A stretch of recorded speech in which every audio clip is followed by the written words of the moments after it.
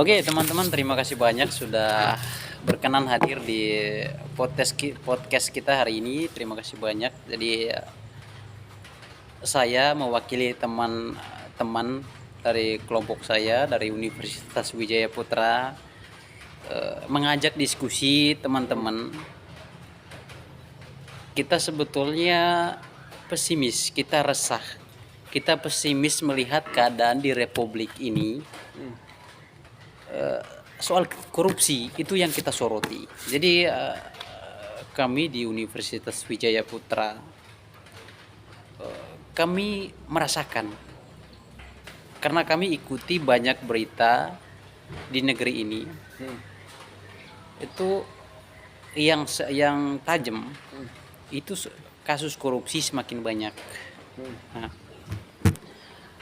kalau kita ikuti kasus-kasus itu yang terjebak di dalam korupsi itu justru orang-orang yang berpengaruh, orang-orang yang berpendidikan tinggi. Nah, kan begitu. Nah, pertanyaan kita, apa yang salah? Justru saya bersama teman-teman ini, tim kecil saya berdiskusi. Kita justru melihat bahwa apakah ada yang salah dengan pendidikan kita? Mungkin kalau menurut saya gini, Mas. Iya, bagaimana, brother? Mungkin kayak lihat dari itu tadi, kejujurannya. Iya, betul. Kayak semisalnya beliaunya atau pemimpinnya itu ada hati gitu. Ada hati begitu. Kayak melihat gitu situasi dan kondisi di Indonesia gitu, supaya hatinya untuk terbuka gitu, terbuka melihat kayak sekarang kayak gimana mungkin. Oke, jadi kalau menurut saudara, jadi ya kesalahannya di pemimpinnya karena pemimpinnya itu memimpin tidak pakai hati begitu, Mungkin. sehingga terjadi korupsi. Iya. Kalau menurut brother? Kalau menurut saya tangkap mengenai pendidikan tinggi ya, Iya. saya rasa tidak menjadi salah apakah dia pendidikan tinggi atau sederajat atau SMA, SMP ya. Intinya itu saya rasa dia tidak mempunyai sifat keberanian dalam dirinya untuk tanggung jawab atas tugas yang dia jalani, sehingga dia mempunyai ada peluang untuk melakukan korupsi karena tidak ada sifat keberanian terhadap tugasnya itu tadi. Makanya adakan melakukan tindakan korupsi itu tadi. Itu kalau menurut saya. Jadi seolah-olah kebijakannya yang kurang tepat. Ya. Itu tadi, jangan salahkan apakah dia pendidikan tinggi. Mungkin itu salah satu alasannya untuk itu ya. Tapi saya rasa itu tidak menjadi kuat untuk menjadi alasan itu sehingga dia menjadi korupsi. Iya betul. Kalau saya terus terang melihat ya, faktor pemimpin itu pengaruhnya besar. Iya, kenapa terjadi korupsi? Iya, menurut saya masalahnya pemimpin karena pemimpin tidak memberikan sosialisasi, tidak mengawasi itu secara langsung. Kemungkinan begitu. Buktinya kenapa terjadi korupsi. Jadi seolah-olah itu berlangsung secara sistematis. Sistematis maksudnya memang dari atas tidak dikontrol dengan betul sehingga terjadi korupsi. Semacam begini misalnya begini ya. Yang terakhir ya, ada satu figur publik yang saya perhatikan, yang saya ikuti dan menurut saya itu figur besar, yaitu Pak Mahfud MD. Itu menurut saya figur yang patut yang bisa kita contoh untuk situasi hari ini.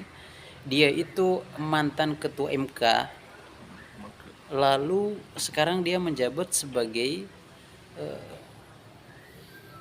koordinator Kemenkumham. Pak Mahfud MD. Kasus terakhir, berita terakhir yang saya ikuti, dia justru berani berusaha untuk menertibkan, berusaha untuk mengingatkan publik bahwa ada kecenderungan korupsi.